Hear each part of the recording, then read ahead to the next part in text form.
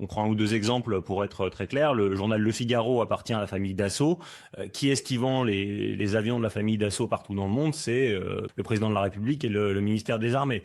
Une grosse partie des médias sont dirigés par Martin Bouygues, donc la famille Bouygues qui possède TF1, RMC, et quelques autres titres. Xavier Niel, qui est donc le patron du Monde, du Nouvel Obs, de Télérama, mais aussi de tout un tas de titres de PQR. Et Patrick Drahi, qui possède encore quelques titres de presse, notamment l'Express, mais il a dû en vendre une partie. Eux, c'est des opérateurs téléphoniques. C'est l'État qui décide s'il y a un quatrième opérateur ou non. Donc, on comprend bien que voilà, ces 10 milliardaires, ils ont ces intérêts-là.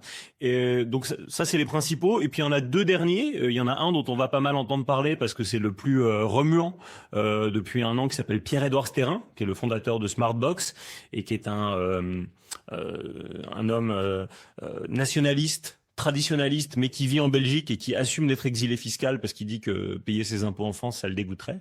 Et puis le dernier, c'est un garçon assez amusant qui s'appelle Christian Latouche. C'est un milliardaire d'extrême droite qui a fondé une entreprise qui s'appelle Fiducial, et c'est le patron de Sud Radio. Et Sud Radio est, selon tous les comptages qu'on a en 2025, le champion de la désinformation en ce qui concerne le climat. Ils sont même devant CNews, ce qui est une belle performance. Donc voilà où on en est. Ces milliardaires, tu les appellerais oligarques? Oui, moi je les appelle oligarques parce qu'en général, ça fait grincer des dents. On me dit mais les oligarques, Ils sont russes.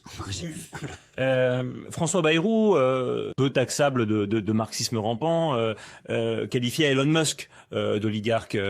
Joe Biden, en laissant la Maison Blanche en janvier 2025, disait que la Maison Blanche était à portée d'oligarque. En fait, ce que ça veut dire, un oligarque, c'est juste quelqu'un qui se sert de sa fortune pour avoir des liens avec le pouvoir et influer là-dessus.